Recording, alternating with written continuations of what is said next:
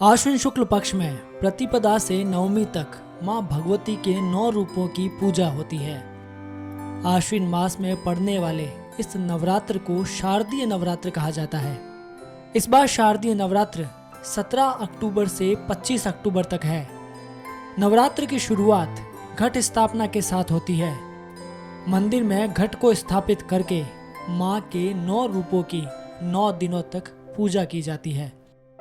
इसीलिए घट स्थापना शुभ मुहूर्त में होना बेहद जरूरी है। तो आइए आपको बताते हैं कि घट स्थापना के शुभ मुहूर्त कौन कौन से हैं। इस नवरात्र के पहले दिन सर्वार्थ सिद्धि योग बन रहा है, जिसका शुभ प्रभाव पूरे देश में रहेगा।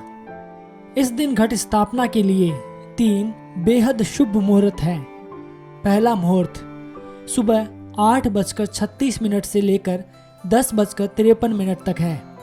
ये वृश्चिक स्थिर लग्न मुहूर्त है। इस दौरान घट स्थापना करने से स्थिर सुख, समृद्धि और धन लाभ मिलने की मान्यता है।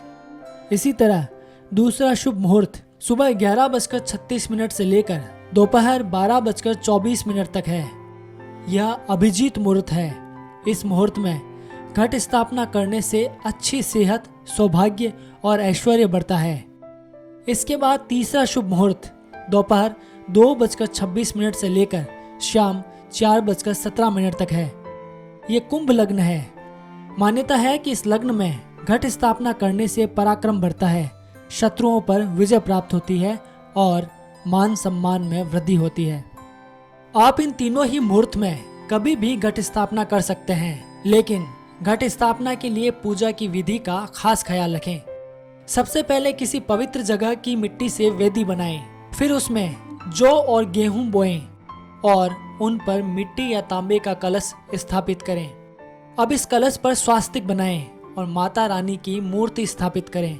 फिर पूजा में चंदन, कुमकुम, चावल, फूल, नारियल, हल्दी और मेहंदी इत्यादि श्रृंगार सामग्री रखें। अब सर्वप्रथम पूजनीय भगवान गणेश की पूजा करें। फिर वरुण देव, मातृका, लोकपाल और 9 ग्रहों का पूजन करें और बाद में मुख्य मूर्ति यानी माँ दुर्गा की पूजा करें। माँ दुर्गा की पूजा महाकाली, महालक्ष्मी और महासरस्वती के रूप में करनी चाहिए। इस तरह विधि विधान से की गई पूजा बेहद फलदायी साबित होती है। दर्शकों, आइए हम सब मिलकर माँ दुर्गा से ये भी प्रार्थना करें कि समस्त धरती कोरोना रूपी संकट से त्रस्त है। हे माँ, आप इस कष्ट को दूर करें। आपको बारंबार प्रणाम।